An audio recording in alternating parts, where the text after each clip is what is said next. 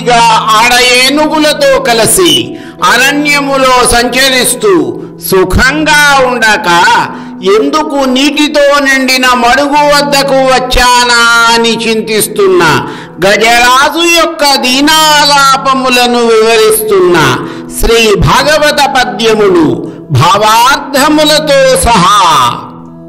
ఆ విధముగా అనేకమైన ఆడ ఏనుగులు తనను సేవిస్తుండగా వాటితో సరస సల్లాపములాడుతూ దట్టమైన అడవులలో సంచరిస్తూ జలక్రీడలను ఆచరించుటకు ఒక మడుగు వద్దకు వచ్చి అందు ఉన్న మకరి నోటికి చిక్కి తొలుత కొంత ప్రతిఘటించిన సహజముగా నీటిలో ఉన్నప్పుడు బలవంతమైన మొసలి నోటికి చిక్కి అనేక సంవత్సరములు యుద్ధము చేసి డస్సిపోయిన గజరాజు ఏ విధముగా ఆలోచిస్తున్నాడో చూడండి.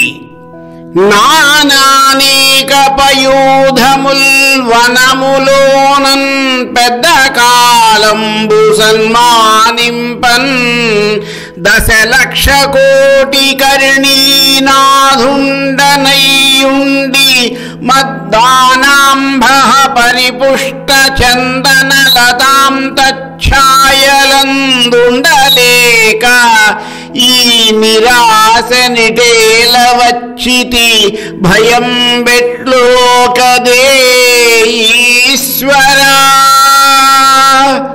ఈ అరణ్యములో ఎంతో కాలము నుండి ఉండి అనేకమైన ఏనుగు గుంపుల సన్మానమును పొందుతున్నాను.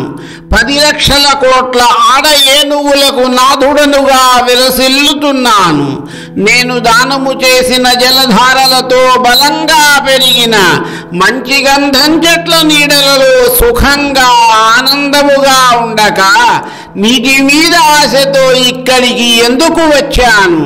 భగవంతుడా, చాలా భయము కలుగుతున్నది, తరించుటకు మార్గము తోచకున్నది.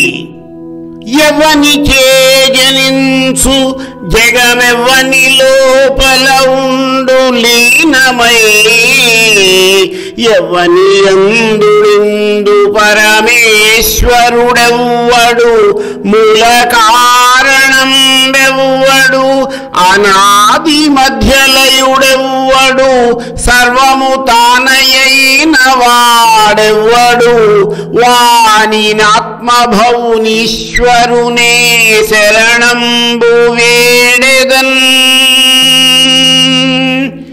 ఈ జగమంతా ఎవరి వల్ల పుడుతుందో, ఎప్పుడు ఎవరిలో కలిసి ఉంటుందో, ఎవరిలో లయం అయిపోతుందో, పరమాత్ముడెవ్వరో, ఎవరు సృష్టికి ప్రధాన కారణమై ఉన్నాడో, ఎవరు జనన మరణ అవస్థలు లేని శాశ్వతుడు, ఆది మధ్యాంతరహితుడైన అనంతుడు, ఎవరు సమస్త సృష్టికి మూల కారణమో అటువంటి స్వయంభూమూర్తి అయిన భగవంతుని నేను శరణు కోరుతున్నాను. ఒక పరి జగములు వెలినిడి ఒక పరి లోపలికి గొనుచు ఉభయము తానై సకలార్థ సాక్షియగునై అకలంకుని ఆత్మమూలు నర్ధిదలంతున్. ఒకసారి సమస్త లోకములను సృష్టి చేసి మరొకసారి ఆ లోకములనన్నిటినీ తనలో లయము చేసుకుంటూ ఆ లోకములన్నీ తానే అయి అన్ని విషయాలను కేవలము సాక్షీభూతునిగా అవలోకిస్తూ ఆత్మలకు ఆత్మ అయిన పరమాత్మను భక్తితో ధ్యానిస్తాను. మరికొన్ని పద్యములు వాటి భావార్థములు నా తదుపరి వీడియోలో.